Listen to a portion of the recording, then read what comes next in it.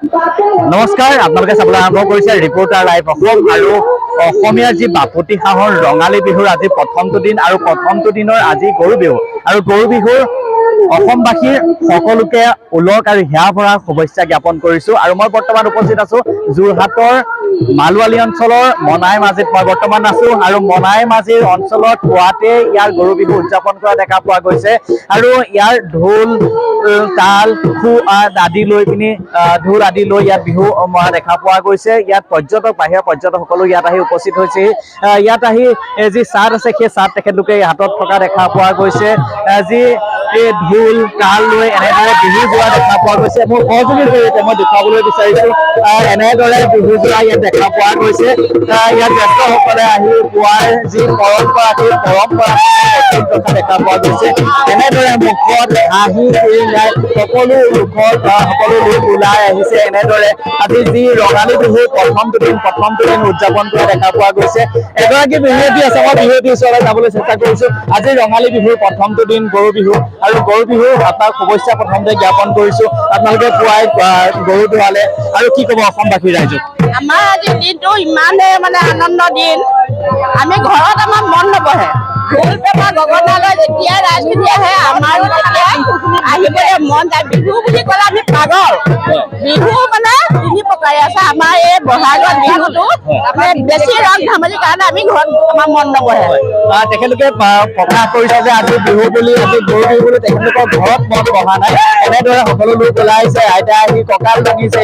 তেখেতে কৈছে ঘৰত মন বহা নাই। এই আচলতে বৰ্ষৰ জুৰি আচলতে যি উদযাপন 17টা বছৰ অতিক্ৰম কৰিছে মনাই মাঝি অঞ্চলৰ এই পৰম্পৰা অটুট ৰাখি এনেদৰে সকলো লোক ওলাই আহিছে। কান্ধত ঢোল লৈ এনেকে ওলাই আহিছে। ঐতিহ্য যি পৰম্পৰা আছে সেই পৰম্পৰাসমূহ ধৰি ৰাখিছে। মই এফাকি যি বিহু এফাকি যোজনাৰে মই আপোনাৰ পৰা জানিব বিচাৰিছো এটা যোজনা।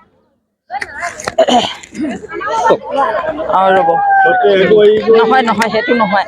আপুনি গাব লৈছিলে।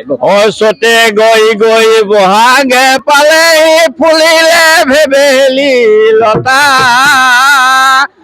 ফুলিলে ভেবেলি লতা, বিহু থাকে মানে বিহুকে বিনা বা বিহু গলে বিনা বা ঢোলৰ মাতে শুনি ৰব মই নোৱাৰো, এৰি যাওঁ বেতৰে প্ৰতিজনে এইটো কথা কৈছে যে ঢোলৰ মাত শুনি আচলতে ঘৰত থাকিব পৰা নাই, ওলাই আহিছে এনেদৰে। আৰু আপোনাৰ ওচৰলৈ মই যাবলৈ চেষ্টা কৰিছো। পাৰে হয় ঢপলিয়াই আহিলো, জিৰালো কলি তোমাকে বিচাৰি ঘৰ বাৰী এৰিলো, তোমাক নাপালো সি ঘৰত। অতি সুন্দৰ, ধন্যবাদ থাকিল। আচলতে মই এই যোৰহাটৰ যি মনাই মাঝি অঞ্চল আছিলে সেই মনাই মাঝি অঞ্চলৰ যি ভোগদৈ যি পাৰ আছে সেই ভোগদৈ পাৰ মই দেখুৱাবলৈ মই সহযোগীৰ জৰিয়তে মই চেষ্টা কৰিছো। পুৱাতে গা ধোৱাৰ পাছত এতিয়া ডেকাসকল ইয়াত যি গাৰ ধোৱাৰ যি পৰম্পৰা, গৰু গা ধোৱাৰ যি পৰম্পৰাৰ পাছতে এনেদৰে তেখেতলোকে গা ধোৱা দেখা পোৱা গৈছে গাঁৱৰ যুৱকসকলে। আৰু এনেদৰে ইয়াৰ বৰগছৰ তলতে এনেদৰে গৰু বিহুৰ উদযাপন কৰা দেখা পোৱা গৈছে। ৰঙালী বিহুৰ প্ৰথমটো দিন এনেদৰে উদযাপন কৰা দেখা পোৱা গৈছে। ইয়াৰ যি পৰিৱেশ মই আপোনালোকক দেখালো, আৰু এটা পৰিৱেশ মই আপোনালোকক দেখুৱাবলৈ চেষ্টা কৰিছো। গাঁৱৰ যি যুৱকসকল আছে, যুৱকসকল এনেদৰে ইজনে সিজনক লৈ আনি নৈত এনেদৰে গা ধুৱাবলৈ লৈ থকা দেখা পোৱা গৈছে। মই আপোনাৰ ওচৰলৈ আহিছো, আপুনি উঠা আছিল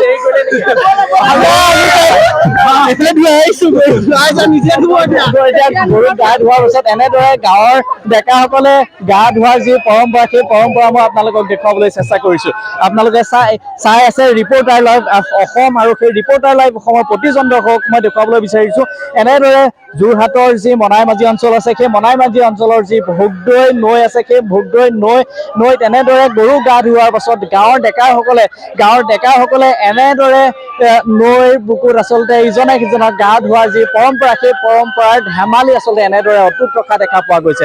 আপোনালোকে চাই আছে ৰিপৰ্টাৰ লাইভ অসম, যোৰহাটৰ পৰা মই অনুপম বৰা। ধন্যবাদ।